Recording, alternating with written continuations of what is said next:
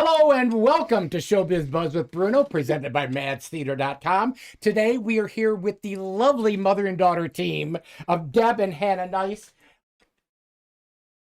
Hannah, since you have been here with us previously, and Deb has not, Deb, let's hear a little bit about your backstory, who you are, where you are, what you are, and why you are. Wow. I'm going to leave out the why I Okay. am because I don't know that existential answer. Okay. My name is Deb Nice. This one is mine. So proud of her. Groundlings Theater is amazing, and it's fun to be her executive producer in that role. I've lived in Waunakee for 30 years now. Just did the math. Married to my lovely wife, Linda, for a long time. That's 23 years. Wow. I hope that's right. I'm sure she'll let you know. Yeah, I know. Yes. I love to do things in the community. And so I became a part of Create Waunakee originally back in 2020.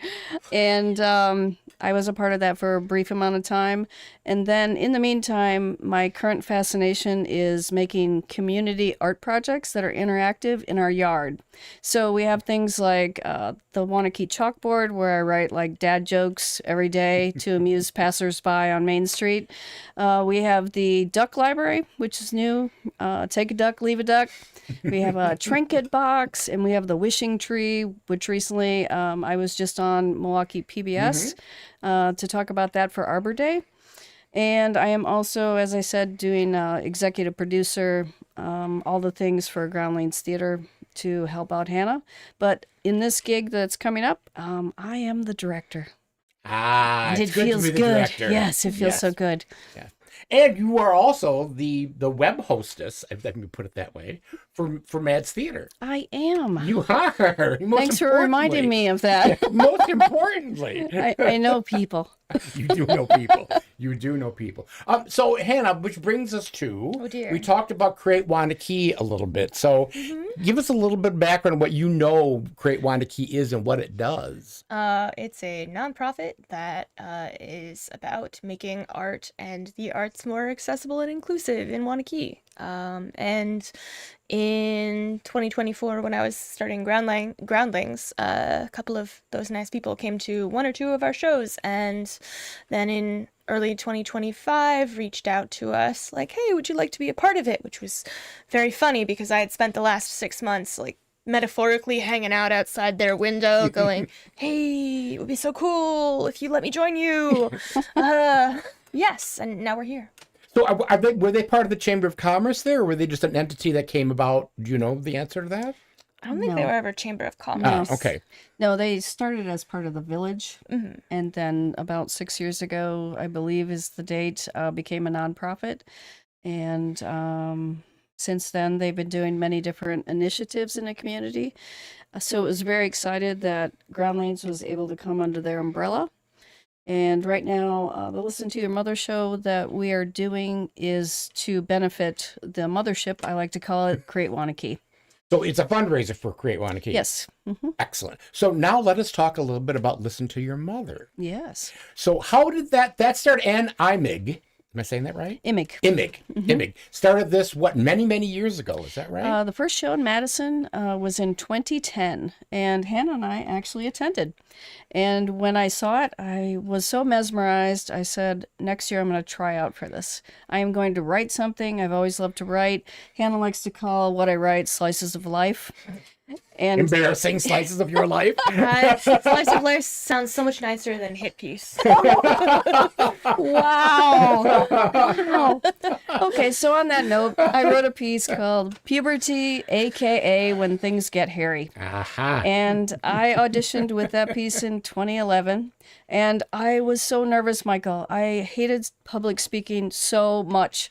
My voice quivered, and I walked out and said, there's no way that Anne is going to cast me because I am so terrified right now. I think I blacked out. I was reading. And lo and behold, about a week later, she said, we've cast you. And then I went, oh no, what have I done? I actually have to read this in front of about 400 people at the Barrymore. But she was so kind and so supportive. And when I first started getting the laughs at the piece about Hannah, I just fell into it, and I'm like, I can only see like up to row 5, and that's good because I can pretend there's only 20 of you here. And I was hooked. I was like, I love making people laugh. I want to do this again. So they don't really like to cast people again because they want to give other people a chance. Sure. So I didn't try out again. However, Hannah in 2012, right after that, decided, well, I'm going to write a retaliation piece. And then I was like, oh my God, I hope she doesn't get in. I mean, Wow. I hope Hello, she gets in. Anne? Yeah, that's brutal. Hello? Do not let Hannah do this. Yeah, that's not true. I did hope she gets in because she also has very comedic timing. So what she wrote was called A Weird Mom Just Like Mine. And as you can imagine, she regaled the audience with everything, every way I'm weird, right? Yes, I mean, to be fair, you did come in the previous year going, Hannah has body hair now, and it's weird. So the premise of this is it always been women talking about their mother, or have there been guys that also talked about? No. But the premise is it's about lessons you learn from your mother, listening to your mother. Well, is that the gist of it? It's called Listen to Your Mother, but there have been all iterations of people talking about different facets of motherhood, like being a mom, not being a mom, choosing not to be a mom. I had a mom. I didn't have a mom. I had an adoptive mom. These people were like my mom. It's any kind of thing that hits on something that has revelations about motherhood. And has it always been just monologues? Yes. It's a series of monologues that the actors have written. Yes. And then it's presented kind of like vagina monologues. Yes. Right? I mean, in that style. Vaginas it isn't have been vagina mentioned. monologue. Not usually. But it's like that. It's like Yes. it's a series of people that actually speak the written word. Yes, right. There's no memorization required. There's no blocking, which frees up a lot of people who normally would not be comfortable in being in perhaps one of Hannah's plays. Sure. It also feeds into you do like staged readings where people who don't want to do all that memorization or incapable like me, they can just read from a script. So that's amazing. That alleviates a lot of the fear, like, oh my God, I'm going to forget my lines. That's not an issue. So continuing, Hannah got really big laughs with the Weird Mom Like Mine. And then every year after that, it became our Mother's Day tradition. Linda, Hannah, and I would all go to Listen to Your Mother. Hannah and I would usually volunteer at one of the tables for comp tickets or things like that.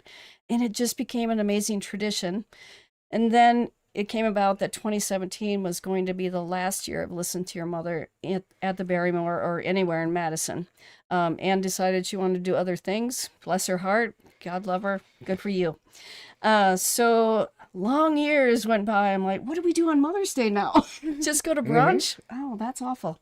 So I have had this in my head so many years afterwards going, oh my gosh, I wish I was listening to your mother. Why doesn't somebody bring this back? And after Hannah started doing Groundlings, I was like, we have a space now. We could do this thing. And I asked Hannah, are you interested in directing that? No. And she said, no, not really. That's that whole slice of life thing that makes me uncomfortable. I just don't think that I would be very good at directing people's personal life experiences. Tell him what you said in the interview, which is pretty... Oh, I don't really want to, but okay. I think I said, I don't think I would be very good at sitting in an audition and hearing somebody read out, some very personal thing that happened to them and then going, no thanks. Yeah. I would be pretty bad at that. Could you change that a little bit? Change the narrative of this one a little bit? Yeah. There are actually people who brought stories where I was like, you need to process this more before you share it because it's very raw and very real to you still. And come back when, you feel better about the situation because you still have grieving to do about some things. Wow. But thank you for sharing your story with me. And I hope that you want to share it with more people in the future after you get a little further away from the really devastating pain that you're going through. Wow. Yeah. So, but how blessed to be able to hear people's stories and people feel comfortable to tell you them. So anyway, 2017, last show, I auditioned again because I'm like, this is my last opportunity. Gosh darn it. And so I wrote the piece called "Oh, the Places I Won't Let You Go." Dr. Seuss oriented. Hannah was going off to college, and we just had more things to talk about, meaning I did. It wasn't very shame-filled this time, I don't think. Right? I don't actually remember. Okay, blacked it Did you out. black it out? It must have been fine. I don't remember. Right. So, again, I got in and I felt a lot more comfortable with it. And I believe Ann Immig said in her email, as you know, we don't like to cast people again, but we could not ignore your piece. And so come be with us again. I'm like, thank you. So then it went away and we missed it very much. And now we're bringing it back. And it has been such an amazing experience so far. I know Anne. I love Anne. I call her my friend. Every once in a while, I'm like, hey, Anne, can I ask you a question? Because I cannot remember 8 years ago what we did in the second rehearsal. Can you help me, please? And is she still doing this in other places, or did she just give this up completely? No, she's doing other things. She's actually, Anne, I'm sorry if I mistag you, but I believe a life coach. Oh, okay. Which she's very good at and has a background in, and AnnImmig.com. You can find out more about her there. Have any of these ever been published? Yes, actually. So did this start out that way? No. So it's always been a theater piece. Then it's always been done in a live setting. Yes. The first several years, I believe there were videos made. The puberty piece, unfortunately for Hannah, is still out there on YouTube. Why did you Oh, posterity has it down forever. But I'm gonna DMCA to it. be fair, a weird mom just like mine is also out there. Well, there you go. So we can both be embarrassed. I think we need to make a DMCA request against both of these videos.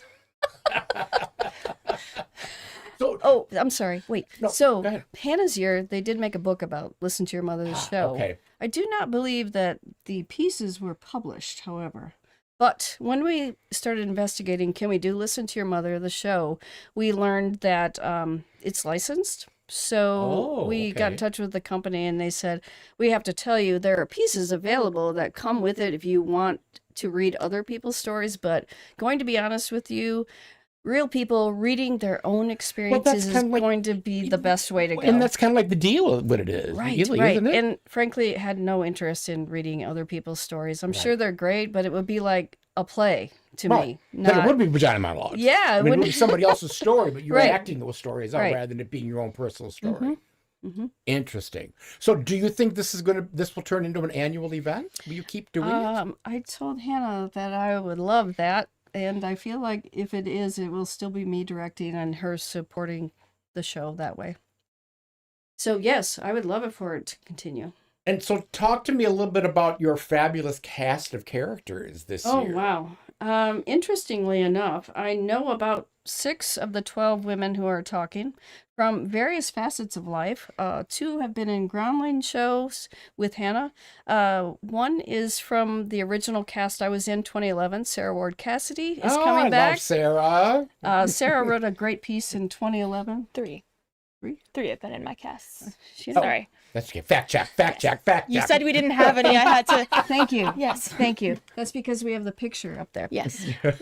Sarah Ward Cassidy was in 2011, and she wrote a fabulous piece to kick off the show, which was Confessions of a Cribaholic, about how when she couldn't get her daughter to go to sleep, she crawled in the crib with her and then got discovered through nanny cam and stuff, and very funny. And then 2017, the cast I was in, the last one, Claire Weiss is in this show, and she is reading Clean Shaven. And Hannah corrected me and said 3 Groundlings people, a couple friends, and several new people. And did they just come to an open audition? Is that Yes. how this happened? Or did you ask specific people to come back this year? In all honesty, I only said, I must have you, Sarah Ward Cassidy. And because your Cribaholic would be great. And then she said, I'm kind of working on this other piece. I said, oh, we want to hear that too. So we didn't end up going with Cribaholic because frankly, is 15 years old now. And, we're all women of a certain age, so we can't really pass off I have a 3-year-old. Oh, yes, you could. Well, not really, Michael. So anyway, Sarah, I said I need you, and she said I would love to do that. And Sarah is actually a director at VACT and probably the founder, right? One of them. I think so. Yeah. We don't know people's titles, frankly, Michael. You just make them up. Yeah. We can do that around yeah, here. For sure. Also, Empress, queen, Yep. princess. Yes. Yeah, make up Yes. titles. Actually, the greatest gift to me so far has been people came to auditions, which was amazing. So I was like, I'm going to put this out there. And what if nobody comes? And I might have sent this to a friend of mine maybe more than 5 times. There might have been tears involved. What if nobody comes? And on the day of auditions, she said, I'm going to be a little late getting to your house. And then she shows up and she goes, I wrote something. And I started crying and I said, I want to read it. And she got done reading it and I said, that is amazing and beautiful. And what an awesome gift you gave me, because you're not comfortable speaking in public and you did this thing for me. I mean, so amazing. I am so proud of every one of this cast. They are just going to knock your socks off. And I said to Hannah, I keep thinking, I'm so jealous of the audience on Mother's Day because they get to hear their stories for the first time. But I get to watch them hearing the stories, and that's going to be amazing. And where does this take place? Peace Lutheran Church in Waunakee, 701 South Century Avenue, 3 p.m. on Mother's Day. It's a lovely space. Yes. I have attended. Yes, you Yeah. have. It's much nicer than a barn. Much nicer than a barn. That's very true. Just, more safe in case of tornadoes. And we have chairs. And we have chairs. We have chairs now. It's great. No more pews? Oh, well. You got rid of the pews? No, they wouldn't let us do that. But we didn't have to, bring in folding chairs from the local hockey rink in any case. Yeah. At the barn, we are always looking for, we need 80 folding chairs. We need chairs. So now we have T-shirts made that say on the back, bring your own chair. Groundlings Theater. And without fail, like every production, 1 or 2 people email in because they've looked up, what is a groundling? And they're like, do we need to bring a chair? They contact us. They're like, do we need one? Are you sure? Which I think is hilarious. That's great. See, people are paying attention. You like when that happens. They're learning. You know what we call that? Growth. Yes. So taking a little left-hand turn, what is going on with Groundlings? Yeah, so I'm in pre-production mode for Pride and Prejudice, which is going to be happening this summer, and we're also participating in World Premiere Wisconsin in the fall, which is, I was corrected last time I said this, but Jen Gray from Forward Theater is kind of in charge of that, and we're going to be doing an adaptation of an Agatha Christie novel that recently came into the public domain. Wow. Yes. And will that also be done at Peace Lutheran? Yeah. What's it called? Murder at the Vicarage. Yeah. Nice. So in order to qualify to be in World Premiere Wisconsin, it has to be a Wisconsin playwright. So Groundlings qualifies because Hannah is adapting Agatha Christie's novel that just came into the public domain. So she is busy creating busy dialogue. Yep. Giggling, kicking my feet, twirling my hair. I can visualize that. Can you? Yeah, I can. You'd be the first. I've known you for a long time. That's true. Very long time.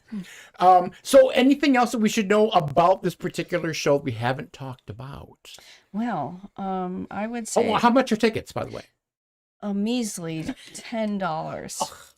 $10. $10. Yeah. And will you have Deb's treats in the lobby like normal? You're about the 3rd person to ask me that, and I'm like, I'm a little busy. I know you're busy. And Hannah's not going to bake. You don't want that. Oh. You don't want it. Okay. No. The show will be about 90 minutes. We have our second rehearsal tomorrow. Very excited about it. Let's see. There was something else. Something about the show. Is it 90 minutes without intermission? No intermission. Oh, what? No intermission. Okay. No, don't want to break that up. Okay. I can't remember, Michael. I'll probably wake tonight and go, oh, that's Call me. really, that was really important. 2 in the morning, I'm gonna get a text. Oh, I know what it was. I know. Okay. Thanks for stalling. Very excited because with 2 weeks away, we have already sold 130 tickets. Wow. And honestly, I'm going to put it out there. I'm hoping for 200 people. How many can it actually seat?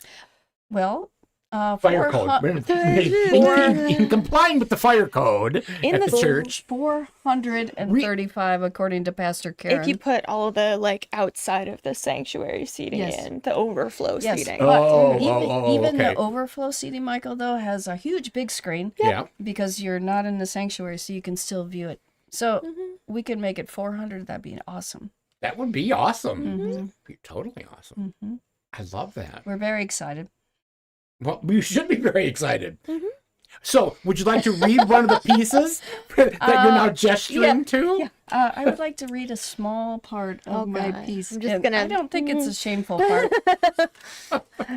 Okay, let me. Would you like to wear the bear's hat? No. Cover your face? Okay, so I have to set this up and say the very first read through we had with the whole cast was 2 weeks ago, and we went around in a circle, and it came to me, and we're like, "That was really great, thanks everybody." And then I looked at Hannah at the opposite of the table. I had and been timing and taking notes. Ah, Totally doing your job. like, Totally yep. unsuspecting. Yep. You know, Yeah. everything was so peaceful. Yeah, I said, remember when we talked about, I said I was considering writing another piece for this show, and she looked at me so sadly, Michael, and said, I wish you would. I really wish you wouldn't. And of course, I didn't listen to that because I'm a terrible, terrible mother. It's not called listen to your daughter. No. Now, see, next year it's going to be listen to your daughter. The real revenge. Well, actually, we're kind of in talks. It might be called Listen to Your Wife. Ah, wow. Okay. Sorry, Anne. So, I'm jumping in the middle, but it'll make sense, I swear. Okay. Okay, scene. My daughter is 20 and studying abroad in London. I receive a text asking, Mom, I'm at the Louvre. Do you know how to get in? For the record, I am not in Paris. I have never been to Paris, much less visited the Louvre. And you probably guessed it already. I have no idea where the entrance is. Because of the time difference, I don't see her message until much later. And she's already replied back with a laughing emoji and says, Hey, never mind. I remembered from the Da Vinci Code that the entrance is downstairs. Bye. Later, I remind her that Google exists and can help her with some of her questions. But the reality is she prefers Chat MOM over Chat GPT. The most recent inquiries I've received include, Hey, Mom, please don't laugh at this question. If my light bulb is flickering, that probably means it's going to die, right? I think I might be warm. Do you have a thermometer? Mom, how long do you cook a hot dog in the microwave? And sorry for the dumb question. It's my first time being alive. And that statement feels so big. It's her first time being alive. So when it feels like I've raised the female Stewie, Mom, Mom, Mom, Ma, Mummy, Mama, Mom. And for a second, I want to unkindly exclaim, You went to Wellesley for God's sake. Instead, I remind myself how lucky I am that she wants my advice, my help, and my reassurance. Aww. That wasn't terrible, was it? Horrible. Yes. You've Devastating. scarred her for life Yep. now. Putting it at the end of the list of ideas for next year. Wow. Stop writing pieces about me. Yeah. That's the title. Well, then we need more auditioners, maybe? Yeah, No. I really was going to write one the whole time. I know you were. I know. And for a second, I allowed myself to hope and believe that it wasn't going to come to pass. You know, but I knew deep down. We really could blame Ann Imig. We should. You should. Anne. As well, you should. Anne, this is your fault. Yep. Lay all the blame at Anne's feet. By the Because way- she's not here to defend herself. By the way, I would actually like to give gratitude to Ann Imig because 2011 listened to your mother and she kind of poo-poos this. I'm like, no, really, you changed my life. It was a huge thing for me to be able to do that. I mean, I would watch my child since like age 6. She'd be like, have no fear being on the stage. She was just amazing at it and she felt comfortable and it was her place. And I was like so envious of that in a way. And like, I want to do that, but I want to do it my way. Like, Listen to Your Mother is my way. And I want women to have opportunities to be able to tell their stories in a safe place, in a sharing place with other people. And Ann Imig always says the best part of the show, besides hearing the stories for the first time, is when you go into the lobby after the show and there are people, strangers, often women, who come up to you and go, "Me too." Mm. I mean, you can't buy that kind of just wonder. Which leads me back to the question that went unanswered. Yes. Has it always been women? No. Because No. you were saying it makes it sound like it's always been women who have done the pieces. No. I would love for others to audition. I hope that becomes the place. But I have seen shows that had men in them. Mm-hmm. I've seen gay men. What else Yeah, have me I too. seen? Yeah. See one I've now. seen gay men. I've seen gay men quite a few times. Yeah. Yeah. But no, I think probably predominantly when you hear Listen to Your Mother, I feel like probably people think it's only mothers, even though we say we'd love to see anybody talk about motherhood in any way, shape, and form. Cool. I just want to, because in my mind, when I first saw it, was first introduced to it, I always thought it was women talking about their mothers. It was like it was a female oriented piece, and I'd never seen one where a man has done it, or even somebody that was trans. I mean, anybody could talk about their mother, right? Mm-hmm. So yeah, Close to 100% of people have had a mother. I would think so. Yeah. I would think that's pretty close. They were pretty good calculations. Mm-hmm. Thank you for bringing up trans, because a couple pieces in particular, I like to say people are going to learn things about different Stuff. different stuff that some mothers go through and some mothers don't go through. Mm-hmm. And I love that. I want you to have learned something and to maybe have your heart grow a little bigger and more accepting when you're through with the show. There are some pieces that just go, "Oh, wow, that was amazing." That's all I'm going to say. It's a teaser. You need to come. Okay, you got to buy a ticket. See how that worked? And what a segue. also, I think you need to audition next year, Michael, to fulfill the gay man role. There you go. Mm-hmm. I would love to do that. I did write a piece about my mother, which ended up, I was supposedly wanted to say it at her funeral. Oh. But because the Catholic Church are a bunch of blankety blank blanks, they were not allowing anybody to stand up and speak at people's funerals anymore. I'm sorry. Which was like, well, who made that law, Miss Queen, with your pretty little Prada shoes on? So I said, so when we were talking about what we wanted, it's like, so then you're going to read it. Because my mother's wish was that this be read at her funeral. Nice. And if I can't read it, you're going to be my voice and read it. And he ended up doing it, but it really pissed me off. And it was like, so what do you mean you're not going to let people speak at their own parents' funeral? It's like, so I don't know if that's ever changed, but it certainly didn't happen when my mom passed away. So I would love to read that piece. I would love for you to share that piece with us. I would love to share it with you, baby. Next year, about the same time. There you go. Book it. Yeah. I'm in. Yeah, I feel like I've been on this now and I've made a commitment, and apparently we're going forward with it next year. Michael's auditioning, so Yes, Michael's auditioning. There we go. There we go. Cool. Great. Wonderful. Listen to Your Mother on Mother's Day, appropriately. Tickets are available now. Available at where are they available? At Create Waunakee? CreateWaunakee.com website. Yes, you can buy tickets, find out more about the show. while you're there, you could also conveniently look at the Pride and Prejudice tickets, which are right Also next available. to it. Also available. You know, just putting that out there. And when is that going on? July, 2 weekends in the middle. I don't remember the dates. July. I'm sorry. Middle of July. I'm the producer. Thank you. July Okay. 17th through the 19th. There you go. And July 24th through the 26th, which also just happens to be Waunafest weekend. Oh, no. So you're going to be there anyway. You might as well take in a show. Yeah. I love that. It's going to be exciting. It's the first time that Groundlings has done a 2-weekend show. Wow. And we're going to be hearing the Waunakee bands. Woo! I love that. Because it's the only Waunakee in the world. That's not even true. There's one in Tennessee. Really, that's my not goodness. true? Yeah, So did somebody put a cease and desist on them from saying that? Because it's in everything. They always promote it that way. I think it may be pronounced slightly differently, but I'm like, Oh, Waunakee? something of that kind. The sign outside of town says the only Waunakee in the I world. Like an know. asterisk next to it. Oh, Except the one in Tennessee, no. Now there is. Yeah. Well, you would. So do you know where is the other one? Do you know? Have you researched that? It's a thing that we all used to throw around in high school when we were little edgelords, you know. Like, the only Waunakee in the world except the one in Tennessee. Oh, it's in Tennessee, huh? Apparently, yeah. Oh, apparently.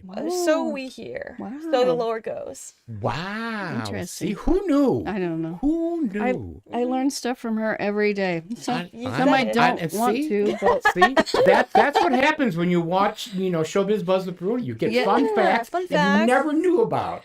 Wonderful. Thank you both for coming in wait, today. we have to say one thing. Oh, yes. And above all, listen to your mother. Okay. Begrudgingly. I love it. Thank you, everybody. Thank you, Jim. Thank you, Brett. Thank you, Deb. Thank you. Thank you, Jim, talking about rockets. And we will see you next time on Showbiz Buzz with me.